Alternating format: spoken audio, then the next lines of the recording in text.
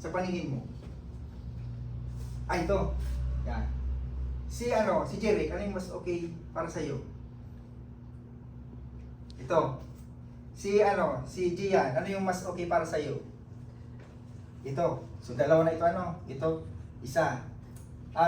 Kay Cindy. Yun po. Ito. Kay Wendy. Yun din po. Okay. So, ibig sabihin, mas maraming pabor dito. So, kung mapapansin natin, kung ako tatanungin, ito din yung masabing good quality. So, merong dalawang makikita tayo dito, yung low quality and high quality. Yan. So, Gerald, siguro sa napansin mo, siguro mas ito kasi parang mas original yung mas original yung picture. Yan. Pero dito, ito nag-enhance na.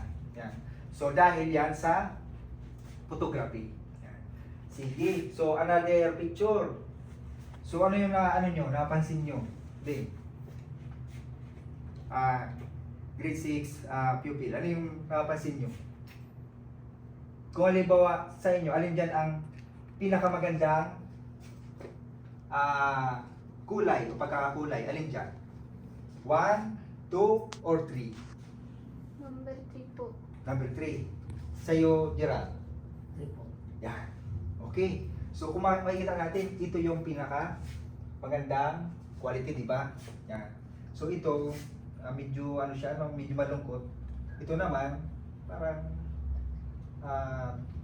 okay lang, Pero ito ang pinaka the best. Yan. Okay. So, yan. Pero bago tayo magdako sa steps para sa photography, so gusto ko kayong tanungin, ano yung sinasabing photography? Sige, kay Wendy, okay lang pasulat sa sa pisara yung word na photograph. Yan, photograph lang. Photograph po. Oh, photograph.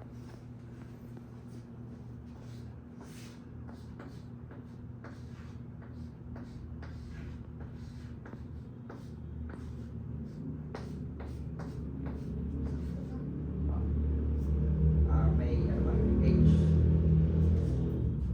Ay, okay na yun. Dagdagan mo lang ng H. Yan. G, R, yan. R, A, B, H. Okay. So, thank you, Cindy. Sige, so, si Gian, okay lang bilugan mo yung word na photo doon. Yan. Sige.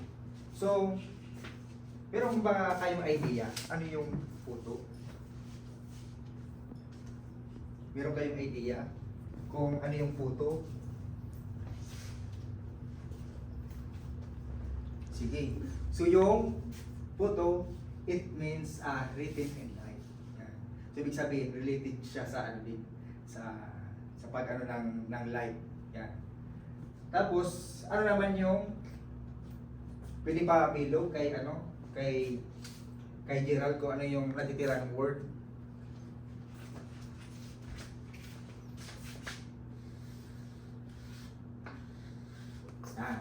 Sige.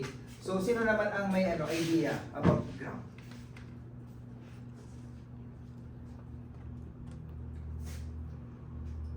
Sige. So, yung graph is about angle. Yan. So, nyo, grade 6 pupil na nyo, kapag halimbawa yung light tapos yung angle pinagsama. So, anong na-imagine nyo? Parang nagkakaroon siya ng, di ba, pagkakaroon ng parang pag-perform ng isang video or image, di ba? Kasi may light tapos nilalagyan natin ng angle. Yan. So, ito yung photograph. Okay? So, may gustong itanong, grade 6 pupil? Sino yung may gustong itanong? Wala man? Okay. Sige. So,